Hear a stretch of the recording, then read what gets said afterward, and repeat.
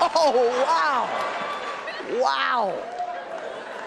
Chris Rock est frappé au visage par Will Smith sur la scène des Oscars. Que s'est-il passé? Comment en est-on arrivé à une telle escalade? C'est ce que nous allons voir maintenant, et d'un point de vue psychologique, c'est même une scène très intéressante. Mais d'abord, revenons quelques instants plus tôt.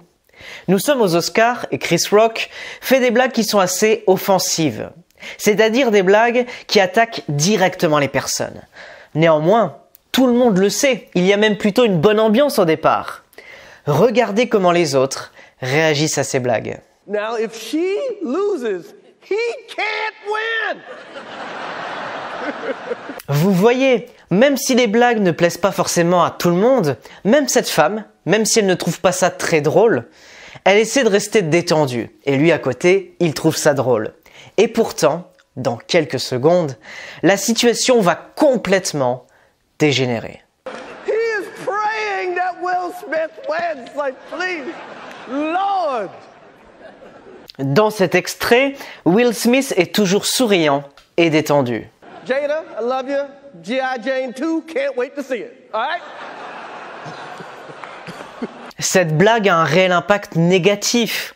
D'abord, on le voit dans le langage corporel tout petit de Jada. Elle ne trouve vraiment pas ça drôle, parce que c'est aussi une blague de très mauvais goût. Alors que lui trouve ça encore drôle, mais dans quelques secondes, il va le frapper au visage. Alors pourquoi il fait ça?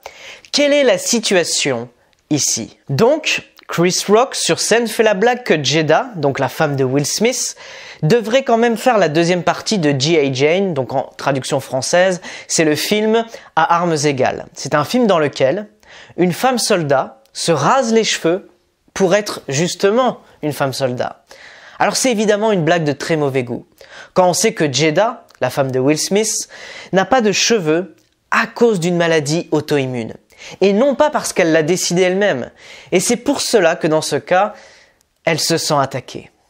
Et à ce moment-là, Will Smith trouve la blague encore drôle, ou du moins reste décontracté. Alors pourquoi la situation s'est-elle envenimée? Regardons un graphique à ce sujet. Il s'agit du triangle dramatique de Stephen Karpman qui explique les dynamiques dramatiques. Vous y voyez que chaque conflit se compose de 3 parties. D'abord le persécuteur, l'agresseur, ensuite la victime et enfin le sauveur. Ici, celui qui joue le rôle de victime, c'est Jada, la femme de Will Smith. Elle se sent victime parce qu'elle pense « Eh, je me fais attaquer ici » et voit quasiment Chris Rock, qui pensait que la blague était drôle, comme le persécuteur, l'agresseur qui l'a attaqué. À ce stade, il n'y aurait pas forcément de drame ou d'explosion de conflit. On a la victime, Jada, l'agresseur, Chris Rock, et il ne manque plus qu'un sauveur. Bien sûr, Will Smith, même s'il trouve cela drôle ici, est prédestiné dans cette situation à prendre la défense de sa femme et d'assumer cette position de sauveur. Le problème, vous le voyez déjà aux flèches dans le triangle du drame, le triangle du drame, il continue à tourner. Ça signifie que si le drame se déclenche maintenant, le sauveur, c'est-à-dire Will Smith, deviendra le persécuteur, puis l'agresseur contre l'auteur précédent, à savoir Chris Rock dans le cas présent. Et que se passe-t-il ici? Regardons de plus près. That was a nice one. Okay. I'm out here. Uh-oh. Il veut encore le dissimuler de manière amusante. Richard. Mais il se rend compte qu'il arrive. Et c'est là que nous voyons, de manière intéressante, le langage corporel. Chris Rock met les mains derrière le dos. Il est un peu en position accroupie, ce qui souligne déjà cette position de victime qu'il va adopter. Et pendant ce temps, Will Smith, qui marche avec cette démarche haute et forte, pleine d'adrénaline, adopte cette attitude d'agresseur, de persécuteur. Et dans ce cas, cette attitude de victime peut être utile parce qu'on dit alors « Eh, c'est moi le petit, je ne voulais pas attaquer ». Mais elle peut aussi facilement conduire à ce qu'il soit ensuite frappé. Tout comme les personnes qui ont un langage corporel très faible.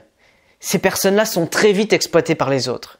Parce que ça envoie un signal aux gens qui est « cette personne est faible ». Et que se passe-t-il dans cette situation? Oh, wow! Wow! Nous voyons un peu le taux d'adrénaline de Will Smith, mais il est quand même relativement détendu. Voyons comment la situation évolue. Will Smith just smacked the shit out of me. Il commande ce qui est là, mais le prend lui-même avec légèreté et humour. C'est vraiment une très très grande réaction de Chris Rock. Il aurait pu s'enflammer, se sauver lui-même ou se mettre à nouveau en colère, ou commencer à s'en prendre encore plus à la victime.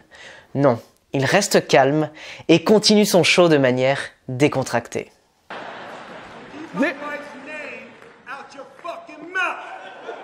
Wow, dude. Yes.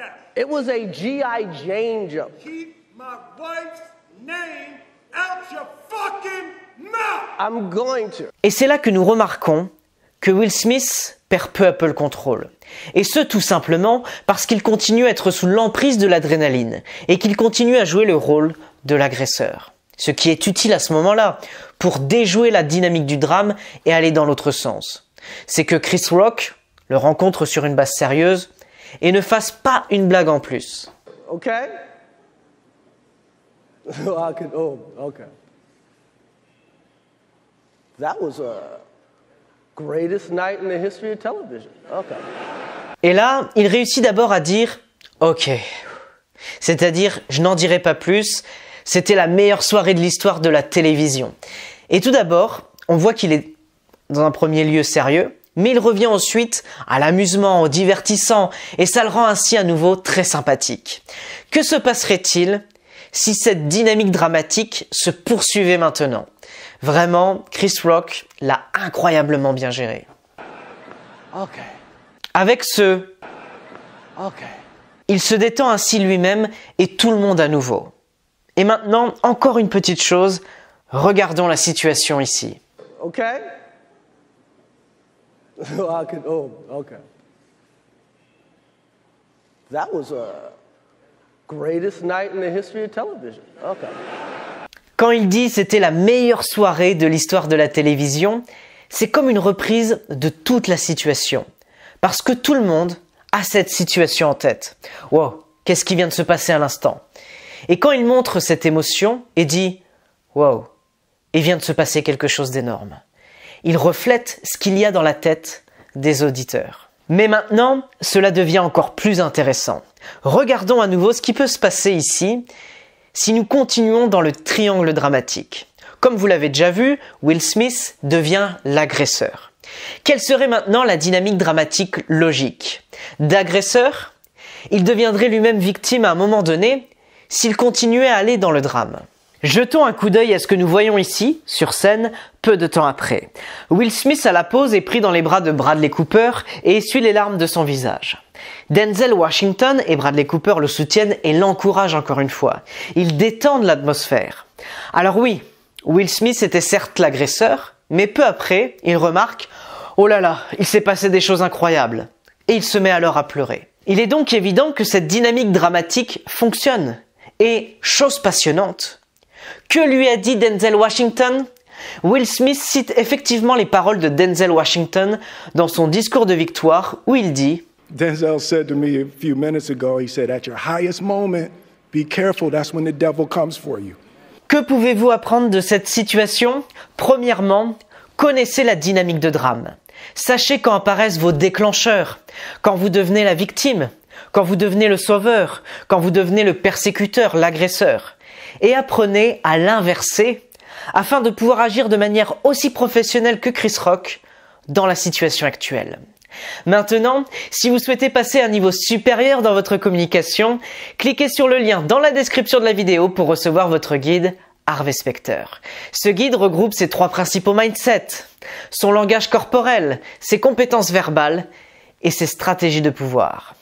Je vous souhaite une excellente journée et beaucoup de succès dans votre communication.